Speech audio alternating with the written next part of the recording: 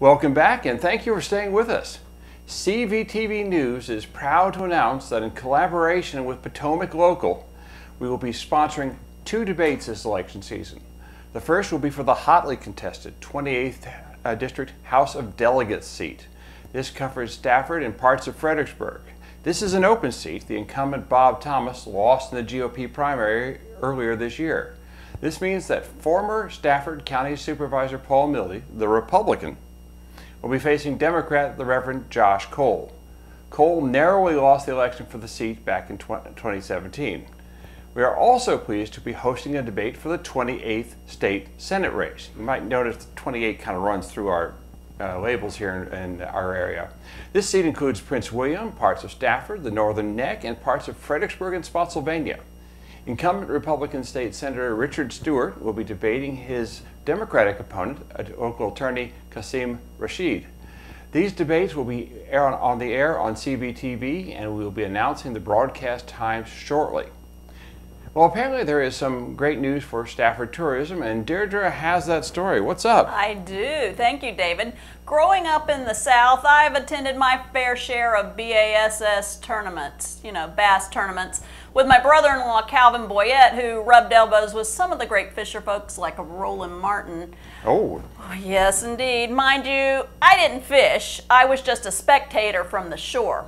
Unlike today, all the high-powered bass boats would roar out of the docks making oceans of wake to get to the best fishing spots on the lake or river, returning at the end of the day with a live well full of fish to be weighed and counted. Over the years, these tournaments have become real-time TV competitions with in-boat official referees that weigh and release immediately after the catch. Dramatic fishing? Yes, dramatic fishing. Although at a much slower pace, it seems that Stafford County will now have a claim to fame. It's landed a nationally televised spot on the Kayak Bass Fishing Trail Series tournament in 2020 and 2021. You'll see Stafford featured in a show called Kayak Bassin', hosted by retired U.S. Navy officer Chad Hoover on World Fishing Network and the Sportsman Channel, with air dates beginning in 2020. How did Stafford happen to get so lucky as to land a TV series? Yeah, how did we do that? Well, John Holden, Director of Economic Development and Tourism, says that it's in direct correlation to tourism marketing efforts over the past couple of years and investments in the local assets. The event should attract 150 to 250 anglers who will stay in local hotels for 500 to 600 nights. Stafford County estimates the economic impact of this program will be more than $116,000.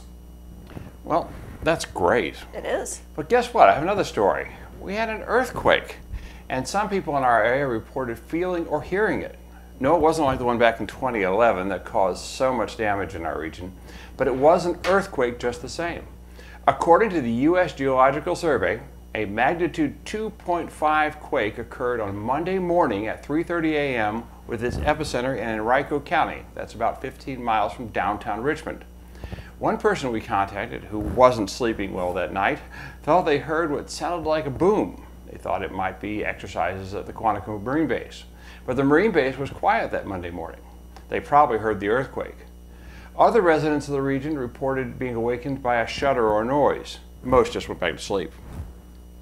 But not dog owners. Animals are known to have a unique sense of impending earthquakes, dogs in particular. And as one person reported, his neighborhood erupted into a dog howling serenade at this time of the earthquake. Fortunately, while it woke some people up and set the dogs to barking, there was no reported damage. That's good news. It is. I've lived in Virginia for 19 years now. Every year, my family and I pilgrimage to the Blue Ridge Mountains in fall. Each time, I imagine the autumn colors of the leaves are a giant patchwork blanket covering a sleeping giant. That's lovely imagery. I must not be the only one. To my amusement, I recently read in the Smoky Mountains website a description of the mountain as gorgeous colors vibrantly encoring the end of summer as the trees put themselves to bed for a long sleep of winter. The magnificent hues are an undeniable draw for tourism. But do you know why we get to see the awe of nature every year? We are actually seeing the true colors of the tree species in fall. The green leaves we see in the spring and summer are just a camouflage of chlorophyll in the process of photosynthesis. The chlorophyll green allows plants to turn sunlight into glucose, or sugar if you will, to feed the trees. If chlorophyll wasn't present, we'd see brown, red, orange, and yellow leaves all year long. As winter draws near, with shorter and shorter sunlight hours, chlorophyll production becomes lesser and lesser. During this time, the tree veins stop carrying water and absorb nutrients to the leaves because new cell layers clog the base of the stems. Trees lose their green disguise, giving way to their true colors, and eventually shedding their leaves. When trees lose leaves, it's a natural, built-in protection mechanism to prevent the most vulnerable parts of the tree from freezing temperature damage. The leaves then fall to the ground. The cycle of life continues, as does the water and oxygen cycle.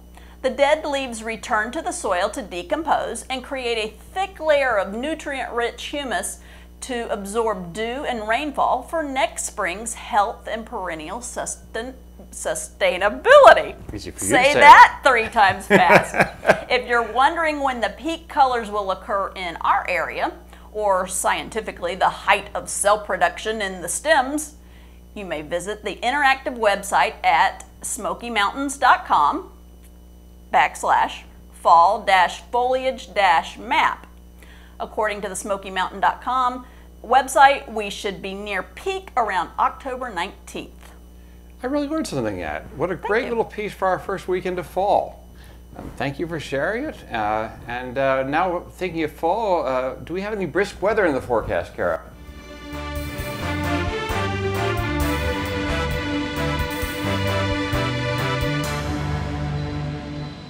Hi, I'm Cara Colucci with CVTV Weekend Weather, and here is your update for this weekend. Unfortunately, David, I do not see any fall brisk weather in our forecast for the next several days, actually.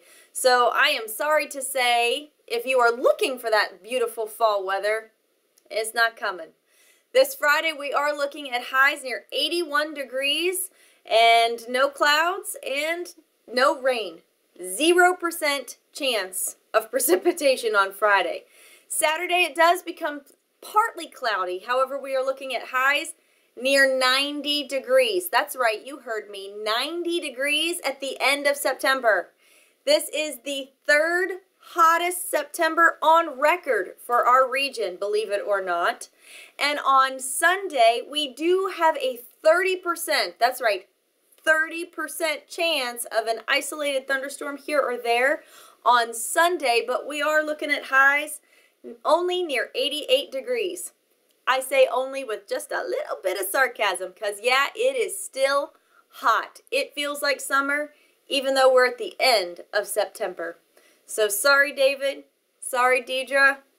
No brisk fall weather anytime soon. But maybe in December. Who knows?